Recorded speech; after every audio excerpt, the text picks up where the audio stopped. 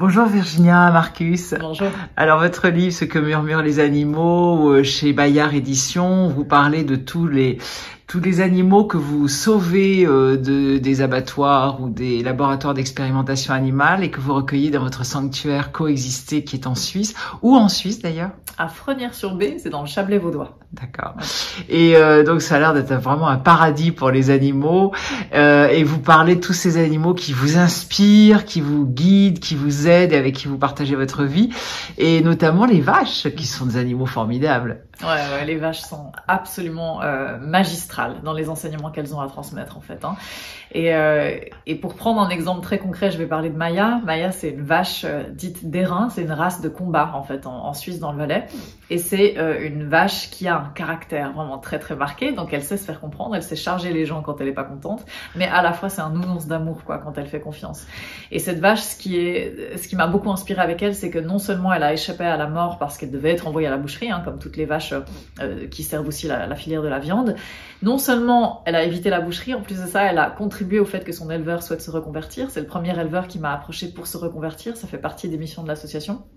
Donc il a complètement abandonné l'exploitation animale pour faire autre chose. Aujourd'hui il fait de la boulangerie végétale, donc elle est vraiment initiatrice aussi de ce chemin. Et quand elle est arrivée au sanctuaire, au bout de quelques mois, elle s'est cassée la hanche, malheureusement, parce que les vaches, quand elles ont leur chaleur, elles se grimpent dessus, et une autre vache qui était encore plus massive qu'elle lui a grimpé dessus, puis elle s'est affaissée. Donc une vache qui se casse une hanche, c'est pas simple. Hein. Et là, à ce moment-là, moi j'avais jamais eu ce genre de cas de figure, mais j'ai senti dans son regard qu'elle était déterminée à se soigner. Donc j'ai fait le tour des vétérinaires imaginables pour demander comment on soigne ça, et 100% des vétérinaires m'ont dit, déjà on soigne pas une vache, encore moins une hanche cassée chez une vache, on peut pas soigner ça. Et donc tout le monde était très défaitiste en me disant mais on peut pas en fait, il faut la battre, ça marchera pas. Et j'ai voulu respecter sa manière de me montrer comment elle voulait guérir. Si elle-même avait abandonné le combat, je l'aurais euthanasiée, hein, ça c'est sûr. Mais là, en fait, elle m'a vraiment fait comprendre qu'elle allait s'en sortir. Donc j'ai mis en place tout un protocole de soins. Je l'ai isolée pendant 1 mois dans un box pour limiter ses mouvements. Puis j'ai mis en place d'autres thérapies avec des ostéopathes, des personnes qui faisaient du shiatsu, des personnes qui m'ont conseillé des compléments alimentaires, enfin bref. Et en fait, cette vache, en 4 mois, elle a réparé sa hanche. Et elle a recommencé à marcher. Et aujourd'hui, elle galope, elle sautille, elle fait tout comme une vache normale. Et elle ne boite même plus. Et cette détermination dans sa résilience, j'ai trouvé ça absolument magistral. Parce qu'en fait, tous les vétérinaires, les spécialistes étaient défaitistes. Et tous, aujourd'hui, me disent, on n'aurait jamais pensé que Maya se soignerait comme ça. Et même des éleveurs m'ont dit ça.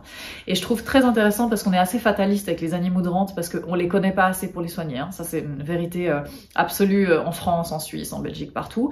On ne soigne pas les animaux de rente comme les animaux de compagnie. Donc, on va être assez défaitiste très vite. Et puis, du moment où on sait pas comment soigner, il faut tuer, quoi. Et là, elle était vraiment la preuve sur patte que si on se donne les moyens, qu'on adapte les soins comme si c'était un cheval ou un chien, on y arrive. Et puis son caractère a fait qu'elle y est arrivée, quoi.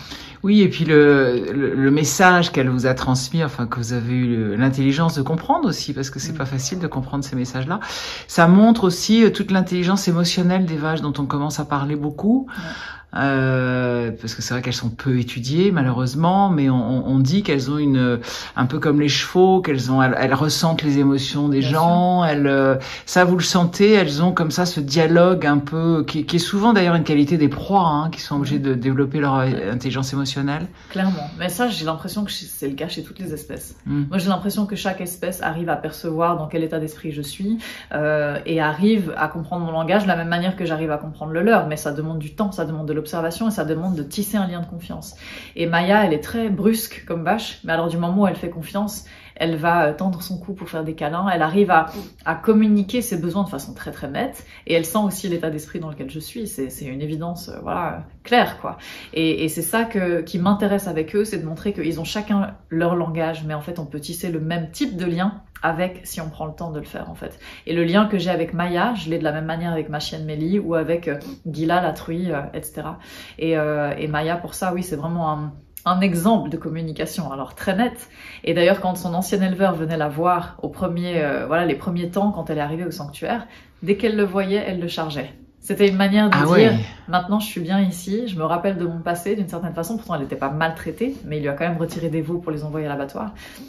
Elle lui faisait comprendre de façon très très nette que elle allait rester ici et qu'elle était bien. Et du moment où elle a compris qu'elle allait rester ici, elle a recommencé à l'accepter auprès d'elle, en fait, d'une certaine façon, quand il venait la visiter. Donc, une mémoire absolument faramineuse aussi, hein, mais ça, en fait, ça me paraît évident. Et est-ce que les vaches, quand elles sont ensemble, là aussi, elles ont toute une hiérarchie. Oh oui. Il y a des dominantes qui, ça vous le voyez aussi, parce que vos vaches sont toutes ensemble, donc ça fait un petit troupeau. Ouais. Là, aujourd'hui, elles sont 10. Et il y a tous les âges, toutes les races, toutes les morphologies. Et c'est ça que j'adore, en fait. Chez Coexister, c'est de montrer que, en fait, les animaux, du moment où on leur donne suffisamment d'espace et qu'on répartit de façon équitable les ressources, je trouve que c'est inspirant aussi d'un point de vue de la psychologie sociale, elles s'entendent super bien. Et en fait, la hiérarchie chez les vaches, elle est extrêmement marquée. Donc Maya, c'est la dominante du clan de loin. Mais dominante, ça veut pas dire tyran. Dominante, ça veut dire celle qui va donner une direction au troupeau, c'est celle qui va participer à l'éducation, c'est celle qui va poser un cadre qui permet la coexistence. Et ça, j'adore insister dessus, parce qu'on a, nous, en tant qu'humains, un peu cette croyance que les leaders sont des tyrans, forcément, parce que malheureusement, chez les humains, c'est souvent comme ça que ça se passe, mais chez les animaux, les leaders, c'est vraiment aussi ceux qui prennent plus de risques pour défendre les autres. Et Maya, c'est ça. Donc je sais que si une fois, il devait y avoir une attaque de loup ou de lynx, ça s'est jamais arrivé, je sais que c'est elle qui irait au front. Je suis persuadée de ça. Mais en parallèle, elle va aussi remettre les petits un peu à leur place quand ils débordent un peu trop du cadre qu'elle pose. Et ça, je trouve qu'en termes d'éducation, on a beaucoup à apprendre en fait. Pour elle, je vois que le cadre qu'elle pose, il est sécurisant pour l'entier du clan. Et c'est ce qui fait que l'harmonie règne en fait. Mais ce cadre, il est très clair par contre. Et c'est ce qui fait que chacun peut trouver sa place, occuper son rôle, en étant bien avec qui il ou elle est. Donc Maya, elle joue ça très bien comme rôle. Ah génial, merci. Ouais. Non, elle est très inspirante.